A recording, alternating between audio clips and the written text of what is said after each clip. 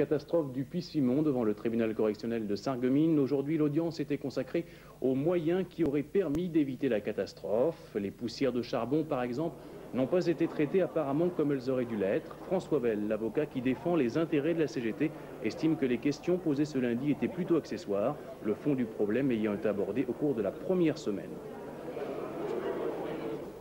La semaine dernière a permis de mettre en évidence que si la prévention de la catastrophe s'était située en amont des causes possibles, il n'y aurait pas eu de catastrophe, il n'y aurait pas eu de victimes.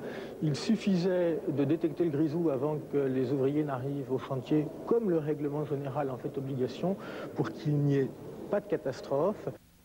La semaine dernière a donc été une semaine très importante pour un procès qui est peut-être l'un des derniers du genre. On se souviendra en tout cas que le tribunal n'avait pas hésité à descendre au fond de la mine. Le rappel des faits avec Olivier Stéphane. La reconstitution mardi d'un coup de grisou est certainement l'un des temps forts de cette première semaine de procès voulu par le président Daïs.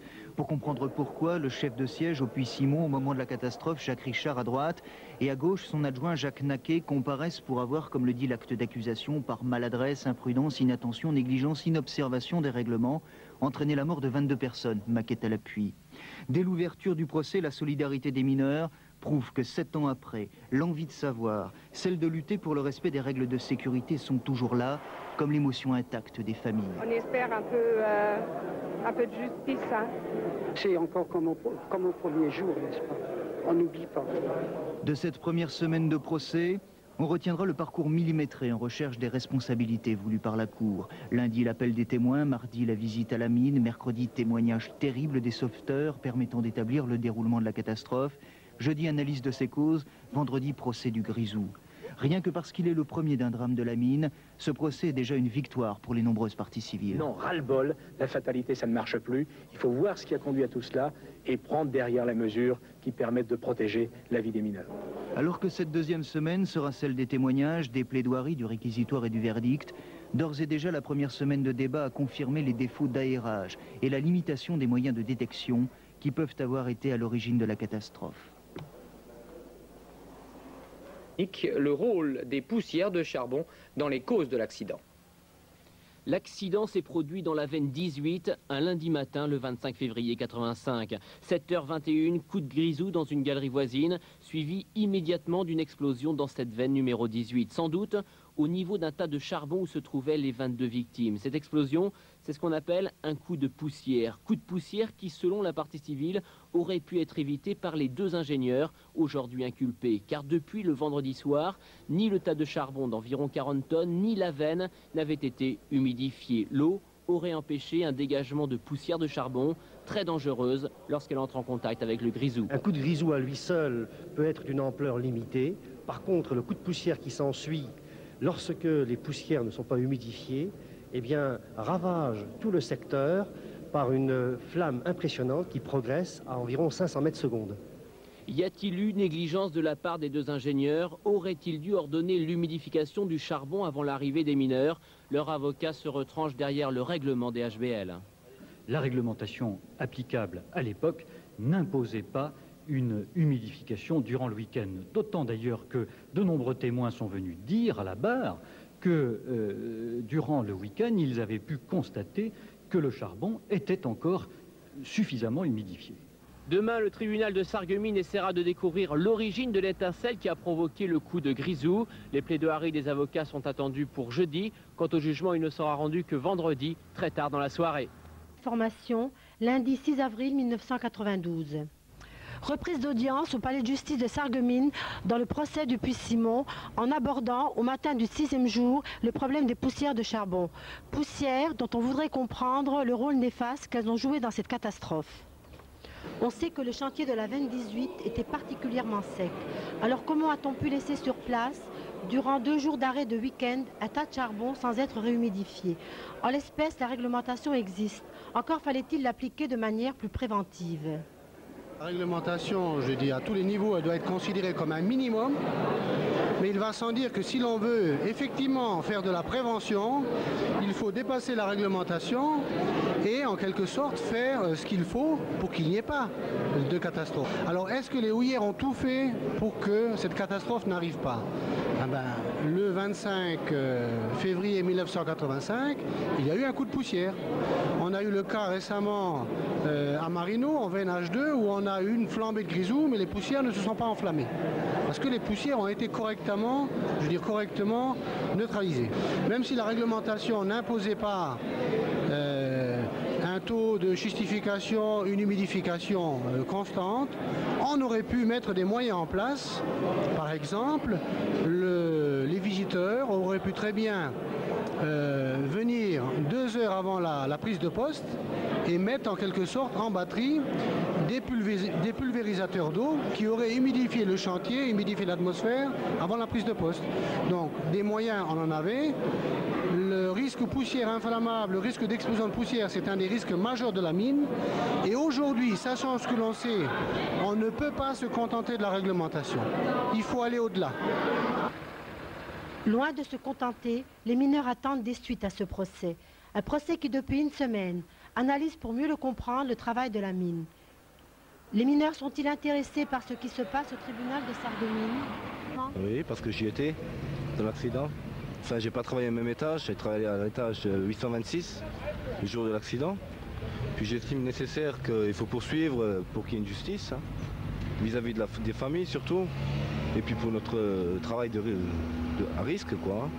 Parce qu'un accident comme ça peut arriver à n'importe qui, et il faut qu'il y ait une suite, il ne faut pas laisser tomber ça comme ça. Je trouve déjà super que les syndicats ont réussi pour une fois à poursuivre l'action jusqu'au bout. Enfin, disons qu'elle n'est pas encore au bout, mais j'espère qu'on y parviendra. Enfin, disons, moi je voudrais que ce soit éclairci une fois pour toutes. C'est-à-dire qu'on trouve vraiment les responsabilités. Donc, il faut voir que ça aboutisse, et quand même dans le sens que les mineurs soient, au moins, et les familles des mineurs, qu'elles sortent la tête haute là. Je trouve que c'est logique que les gens qui ont été en deuil, là, qui trouvent la réponse à tout ce qui s'est passé dans le temps. Parce que ça, il faut que c'est un truc qui soit vraiment fini, quoi. On ne sait pas si ça dure depuis 7 ans. On essaie de suivre journellement par la presse, par la radio, par les médias, quoi. Nous ne cherchons pas une culpabilité de lampiste comme on tente de le faire croire, mais bien chercher la vérité sur la catastrophe, comment elle s'est réellement déroulée, et surtout sur la sécurité. Et démontrer qu'une bonne sécurité, avec une bonne sécurité, que la mine elle est viable.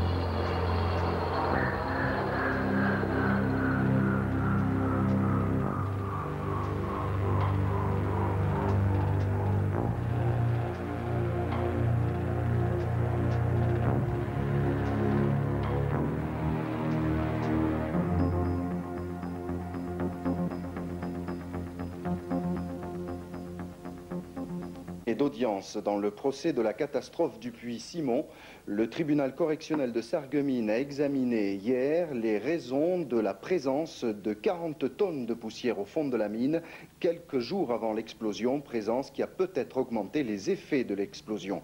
À compter d'aujourd'hui, les magistrats, et à partir de toutes les explications techniques entendues jusqu'à présent, ont à évaluer les raisons objectives qui ont pu provoquer l'étincelle et par conséquent l'explosion de Grisou. 17 avril 1992.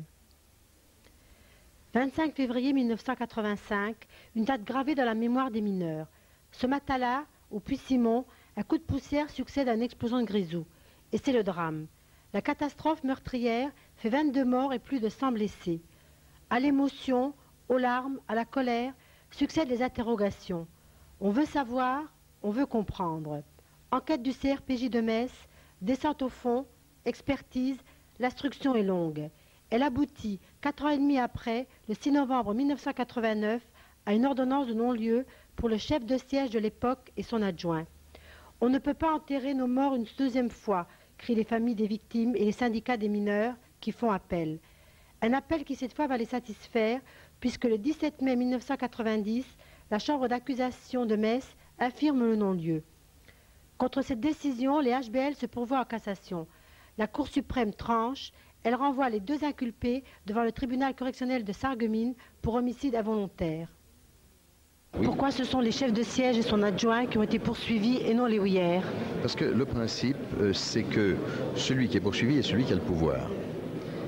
C'est-à-dire celui qui a la charge de veiller à la sécurité. Alors, normalement, c'est le patron. Donc, le patron, on pourrait dire que c'est le patron des houillères, puisque le chef de siège n'a qu'un pouvoir délégué par rapport au patron des houillères. Autrement dit, le président directeur général des houillères a délégué tous ses pouvoirs en matière de sécurité au chef de siège. Et les lois qui ont été faites en la matière donnent responsabilité au chef de siège, enfin du moins donnent responsabilité à celui qui a une délégation pour la sécurité.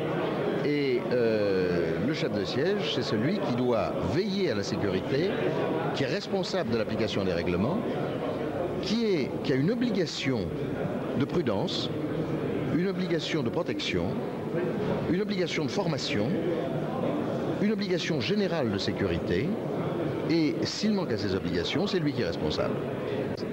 Je crois qu'il est très important de maintenir des responsabilités individuelles. Il faut que les gens qui ont le pouvoir de protéger la sécurité en aient également le devoir. Et s'il manque à ce devoir, il faut qu'ils soient déclarés responsables et même coupables. Maître Veil, où se situe à votre avis la responsabilité de l'exploitant? À tous les niveaux, elle se situe dans l'obligation de l'exploitant au siège de prendre des dispositions en faveur de la sécurité, mais à mon sens elle se situe aussi plus haut, elle se situe à la direction générale des houillères. Le tribunal examine aujourd'hui et demain les causes de l'inflammation. Il s'agit de déterminer ou de tenter de déterminer l'étincelle. Écoutons l'avocat de la CGT nous expliquer que peu importe l'étincelle lorsque tout simplement toutes les mesures sont prises pour la prévention des risques. Moi, je reviens à ce que disait un des experts belges à l'audience hier, qui dans l'examen des poussières évoquait les mesures de premier ordre, les mesures de deuxième ordre, les mesures de troisième ordre. Sur les mesures de premier ordre, il disait il faut s'arranger pour que les poussières ne soient pas inflammables. Les mesures de deuxième ordre, c'est éviter l'étincelle, mais les étincelles, on ne pourra jamais toutes les identifier. Pour nous, la dominante, c'est que dans cette catastrophe, la mesure de premier ordre à prendre, c'était d'éviter l'accumulation de grisou, de le détecter avant d'y envoyer du monde. Pour nous, la prévention, elle se situe vraiment au premier plan et pas au plus près du danger, parce que régler les problèmes de prévention très en aval, ça va un petit peu dans le sens de l'accroissement des risques. On gère des risques. Peut-être pour accroître la rentabilité, le rendement, la productivité, alors que si on gère tout à fait en amont, dans la prévention directe et première, on évite toutes les autres questions, tout le maniement d'hypothèses, toutes les investigations qui n'ont pas de sens si on a évacué la cause première qui est l'accumulation du grisou.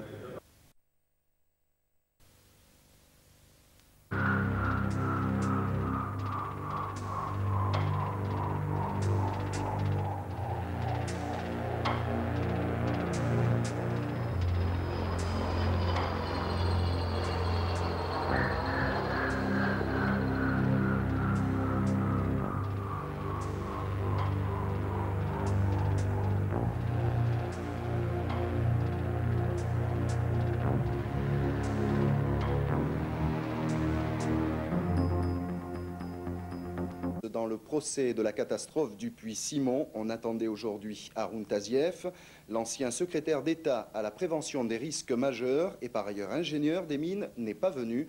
Pour le reste, tout le monde semble souhaiter la fin de ce procès fleuve. On tient les délais, la catastrophe est évoquée chronologiquement, experts et ingénieurs fournissent comme prévu des analyses détaillées. Tout se déroule normalement à Sarreguemines, trop peut-être. À 2 jours de la clôture de ce procès et à quelques heures des plaidoiries et réquisitoires, l'auditoire a l'impression d'être englué dans un surplace surprenant. À chaque pause, dans le hall des pas perdus, on croise des regards interrogateurs. Atmosphère étonnante, comme si ces 8 jours de débat avait annihilé les convictions de chacun, obscurci le fond du puits plutôt que de l'éclaircir. Aujourd'hui, experts et inculpés se sont à nouveau penchés sur la veine numéro 18. Aérage, configuration des lieux, arrêt-barrage, lampe à flamme, tout a été passé en revue pour dégager des causes et des responsabilités. L'ingénieur Gaillard de l'ADRIR, l'administration qui veille à l'application de la réglementation, reprochera la conception du chantier et le défaut d'arrêt-barrage. Aurait-il pu réduire le nombre des victimes? Très incertain. Une absence de certitude pesante, un jargon technique tout juste intelligible, mais malgré cela, l'auditoire reste fidèle. Depuis les années qu'on étudie le dossier, à force de répéter les mêmes choses, à les étudier, on les comprend finalement. Soutien à tous, aux familles. On se soutient tous. Donc vous êtes toutes là quotidiennement? Oui, oui, tous. À 12 h demain, les débats seront clos, mais avec quelle conclusion? Faute de preuves, les avocats des parties civiles s'appuient souvent sur des hypothèses. Aussitôt, la défense leur rétorque qu'on ne peut pas refaire une instruction qui n'a pas été faite. C'est peut-être là que le bas blesse. CFDT Information, mercredi 8 avril 1992. Rien que parce qu'il a déjà eu lieu, on a trop présent en mémoire le non-lieu prononcé dans la catastrophe de Merlebach, le procès du Puy-Simon est déjà un succès. Pour les familles des victimes et pour les syndicats des mineurs, il doit servir à faire progresser la prévention des risques et la sécurité dans les mines. Malgré les gains en productivité et en sécurité, l'exploitation charbonnière est depuis quelques années sur la sellette. Parmi les mineurs, certains pensent qu'il ne faut pas, dans le contexte actuel de récession, porter la mine au tribunal. D'autres estiment, au contraire, que ce procès est vital pour l'avenir de la mine. Est-ce que vous croyez que ce procès va accélérer la fermeture des mines? Je ne sais pas, je pense pas, non. Ah là, je me pose un peu la question, hein, parce que là, vraiment, je n'ai pas de réponse, vraiment, je ne sais pas. Il ne faut quand même pas oublier qu'il y a eu 22 morts et qu'au niveau des familles, on leur doit quelque chose. Mais au-delà, est-ce que finalement, ce débat peut être péjoratif, peut être un mal pour l'entreprise? Je ne le pense pas, bien au contraire. Oui, non, mais cette argumentation qui est effectivement une argumentation un peu, je dirais, à la fois simpliste et patronale, qui essaye d'opposer efficacité économique et prise en compte des problèmes de conditions de travail, c'est raisonner comme on raisonnait complètement au XIXe siècle. Aujourd'hui, en fait, le fond du débat, c'est d'essayer de produire, de bien produire, des produits de qualité, des produits qui sont utiles, mais de les produire pas à n'importe quel prix. Au 8e jour d'audience, on n'a toujours pas acquis de certitude quant à l'étincelle qui a provoqué l'explosion en veine 18. La lampe à flamme, selon un expert du Serchar, n'aurait probablement pas joué ce rôle. Le tribunal continue son examen méthodique du dossier qui suscite encore de nombreux commentaires. Aujourd'hui, il a entendu l'ingénieur des mines mettre directement en cause la configuration du chantier et confirmer le défaut d'arrêt-barrage.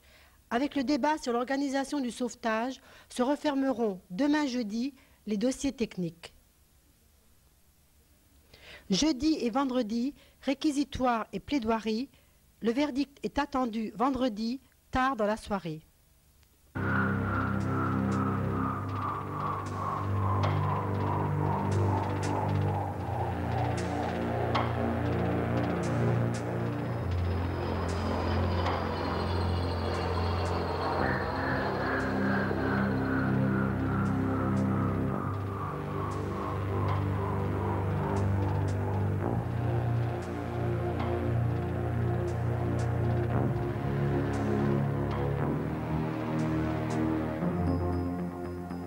Juridique est engagée. À Sarreguemines, avant-dernier jour du procès du Puy-Simon, ce matin, le tribunal a entendu l'ancien directeur général des HBL, qui était directeur donc à l'époque de l'accident, Joseph Bernard. Les avocats de la partie civile ont mis en avant un rapport qui date de 84, c'est-à-dire un an avant l'accident, rapport qui mettait en évidence le mauvais classement des HBL en matière de sécurité.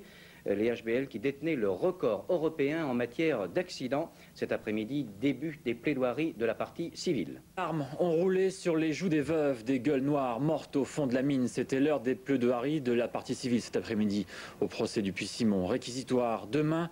Pour clore les débats ce matin, les témoins de moralité. Jean Brenas, aujourd'hui monsieur Sidérurgie, hier patron des ingénieurs accusés, est venu dire à la barre tout le bien qu'il pensait d'eux. Quand Jean Brenas vient témoigner en fin de matinée, tout le monde sait à l'avance quelle sera la teneur de ses propos. Compétences, qualité professionnelle remarquable, voilà les mots du préfet Brenas pour qualifier les deux inculpés. Il ajoutera même, ce sont les plus exigeants et les plus vigilants en matière de sécurité. Avant de quitter la salle d'audience, il serre la main des deux ingénieurs. Jean Brenas a passé 9 ans à la présidence du conseil d'administration des HBL. L'après-midi aura sans doute été moins confortable pour Jacques Richard et Jacques Naquet. Les témoins de moralité ont terminé leur défilé. L'émotion a succédé au compliment. Je me crois au jour même. Je ne pourrais pas vous dire davantage. C'est très dur. Et je ne trouve pas les paroles. Pour vous dire. Premier à plaider, Maître Citrin Blum, l'avocat des familles, énumère les prénoms des victimes et rappelle que la catastrophe laisse 9 veuves et 17 orphelins. Pour lui, c'est clair, la conjonction de plusieurs négligences est à l'origine de l'accident, transformant le chantier de la Veine 18 en une véritable bombe. Ce chantier était ni réglementaire, ni sécurisant pour ceux qui y travaillaient. Ils l'ont dit à leur famille, on travaillait à marche forcée, il faisait chaud, on faisait beaucoup d'heures supplémentaires et on savait qu'en cas de pépin, eh bien, on y resterait. Après la plaidoirie de Maître Citrin Blum, celle de Maître Lagarde représentant les cadres et les agents de maîtrise, Maître Lagarde a plaidé pour une peine modérée à l'encontre des deux inculpés, en regrettant toutefois que la justice ne puisse s'attaquer directement aux véritables responsables de la catastrophe. Puy-Simon touche à sa fin. Demain, ce sera la dernière journée. Les plaidoiries de la partie civile ont commencé cet après-midi. Et ce matin, les anciens dirigeants et même des salariés des HBL sont venus soutenir les deux inculpés. Compte rendu d'audience, Joël Barcy. Une demi-douzaine de témoins de moralité et pas moins pour soutenir les deux inculpés. Jean Brenas, préfet honoraire, était président du conseil d'administration des HBL en 85. Aucun doute pour lui, pour ces deux hommes, sécurité et productivité étaient indissociables. Jacques Richard n'hésitait pas à descendre au fond pour vérifier le bon fonctionnement, ajoutera le chef Porion Le Guen. Pour tous, messieurs Naquet et Richard étaient bien souvent des pionniers en matière de sécurité. Conclusion, après ces témoignages, les 22 morts du Puy-Simon sont réglementaires. C'est choquant, indique l'avocat des familles des victimes. Dans sa plaidoirie, Maître Citrin Blum s'attache à démontrer que la catastrophe de Simon n'est pas due à la fatalité. Et il reprend point par point les entorses faites à la sécurité. Absence de visite préalable pour détecter le grisou le lundi 25, aucun élément d'extinction pour limiter le coup de grisou, ventilation déficiente et d'embrayer sur la responsabilité du chef de l'unité d'exploitation et de son adjoint. Ils sont responsables en tant que chef de siège, donc d'exploitant, et ils sont également coupables parce qu'ils connaissaient la situation de ce chantier et ils n'ont pas fait en sorte que la sécurité soit respectée et soit observée à la lettre.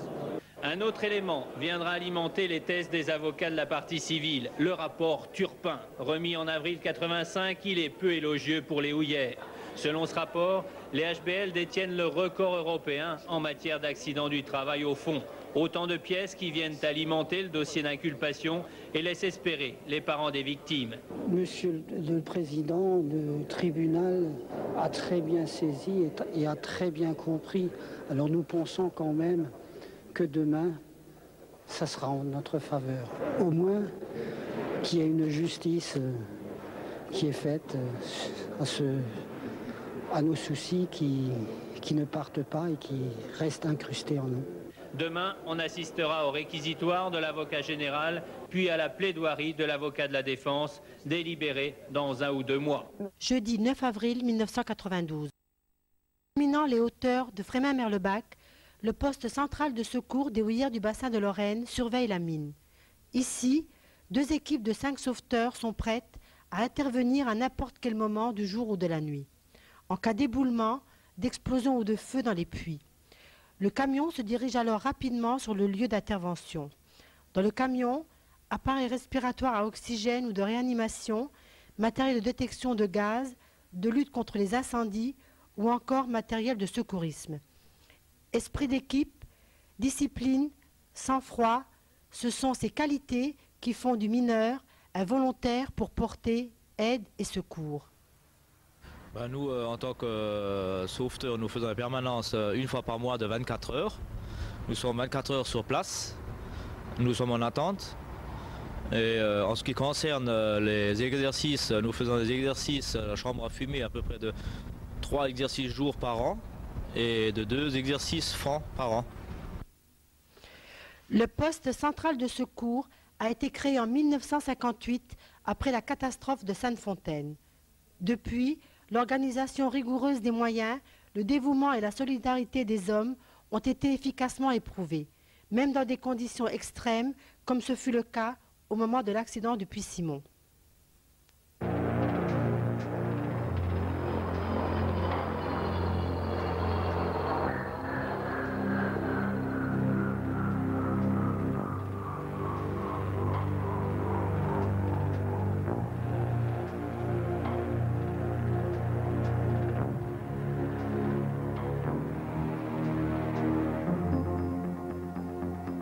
Du procès du Puy-Simon. En début de matinée, on a entendu les plaidoiries des avocats de la CGT, de la CFDT. Ils ont dénoncé une direction enfermée dans sa tour d'ivoire. Il y a un état de négligence généralisé, ont-ils dit, et une mauvaise appréciation du danger. Mais pour la CGT, vous allez l'entendre, le seul fait que ce procès ait eu lieu, eh bien, c'est déjà une grande victoire. On commence à voir au fil du procès tout de même des causes intéressantes par rapport à la catastrophe en tant que telle et à l'origine de cette catastrophe. Et le fait de reconnaître de plus en plus que la concentration de grisou et les mesures qui n'ont pas été prises dès le début de la journée pour pouvoir vérifier et prendre les mesures amène peut-être à situer un peu plus les responsabilités qu'on l'a vu à une certaine époque. Pour nous, c'est pas trop de trouver le gratteur d'allumettes ou le lampiste, mais c'est surtout de situer la responsabilité et que plus jamais on retrouve ce genre de situation en tant que tel dans les mines. L'existence de ce procès montre déjà une progression et ça c'est déjà une victoire parce que ce qu'on a même entendu encore tout de suite de la part de l'avocat des familles montre tout de même que c'est des éléments importants qui n'auraient jamais été mis sur la place publique en tant que tel si on avait maintenu le non-lieu en tant que tel. Et actuellement, la Cour écoute le réquisitoire du procureur. Il a mis en cause l'absence de visite le matin de la catastrophe et l'absence également de matériel de télédétection. Pour lui, ce sont là des fautes qui ont eu un lien incontestable avec la catastrophe.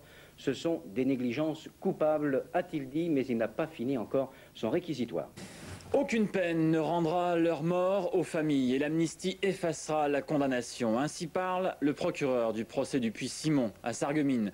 Il a requis 6 mois de prison avec sursis contre l'ingénieur en chef des HBL et la relaxe pour son adjoint. Jugement mis en délibéré au début de l'été. 11 h, Maître Leclerc, avocat de la CFDT, achève sa plaidoirie par cette conclusion.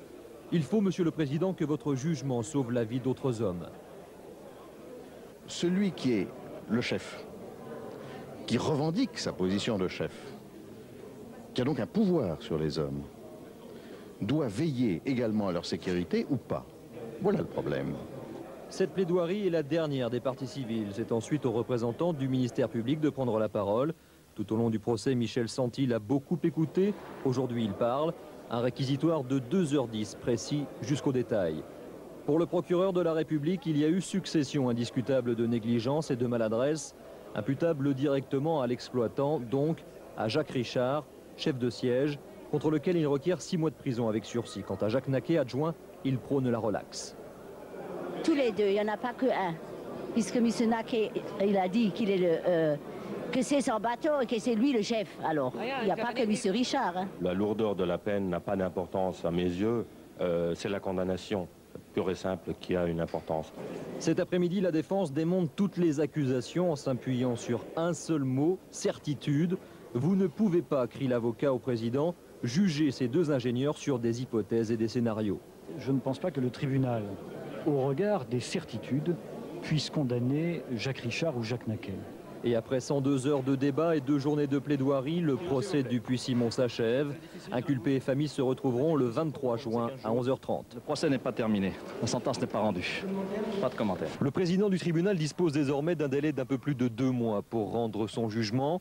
Prononcer une peine même modérée à l'encontre des deux ingénieurs serait reconnaître indirectement la responsabilité des HBL, relaxer les deux inculpés et la catastrophe du Puy-Simon serait une nouvelle fois due à la fatalité. De la catastrophe du Puy-Simon, les faits remontent à février 85. 22 personnes avaient trouvé la mort à la suite d'un coup de grisou. 2 personnes sont en accusation. Aujourd'hui, c'était l'heure du réquisitoire. Maryse Burgot. Ils sont de ces hommes qu'on dit honnêtes et droits. Pourtant, pendant 15 jours, devant le tribunal correctionnel de Sarreguemines, Jacques Richard et Jacques Naquet ont dû prendre place sur le banc des accusés. C'est qu'en 85, ils dirigeaient le Puy-Simon, là où le coup de grisou a tué 22 mineurs. Ils étaient responsables de leurs hommes, dit le procureur de la République. Ils ne pouvaient se permettre de commettre des erreurs. Un réquisitoire sévère, écouté avec attention par les familles des victimes.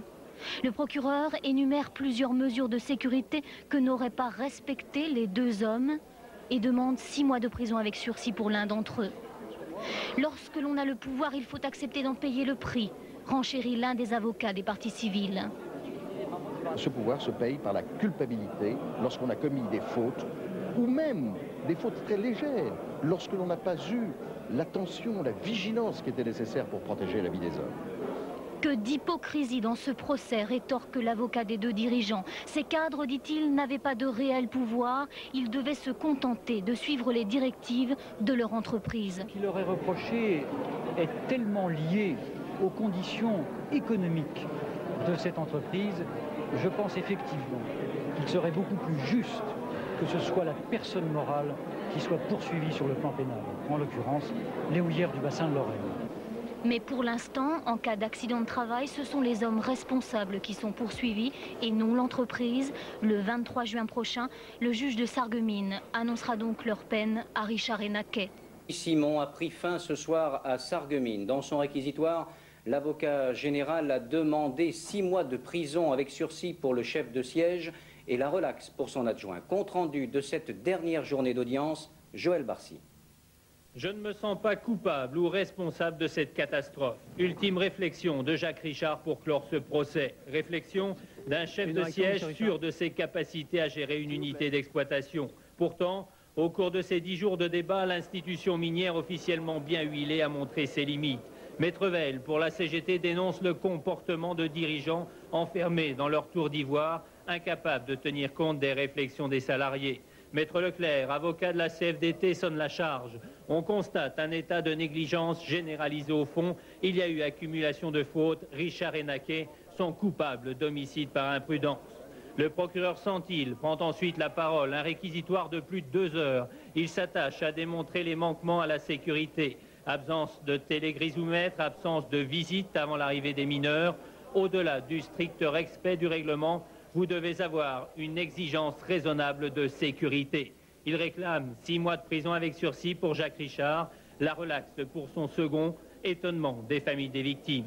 C'est à moitié satisfaisant parce que on disculpe M. Naquet et comme M. Naquet est encore salarié de houillères, on disculpe aussi, je dirais peut-être partiellement les houillères. Je pense, et à titre personnel, que la responsabilité est portée prioritairement et d'abord au premier chef par M. Naquet, avant M. Richard.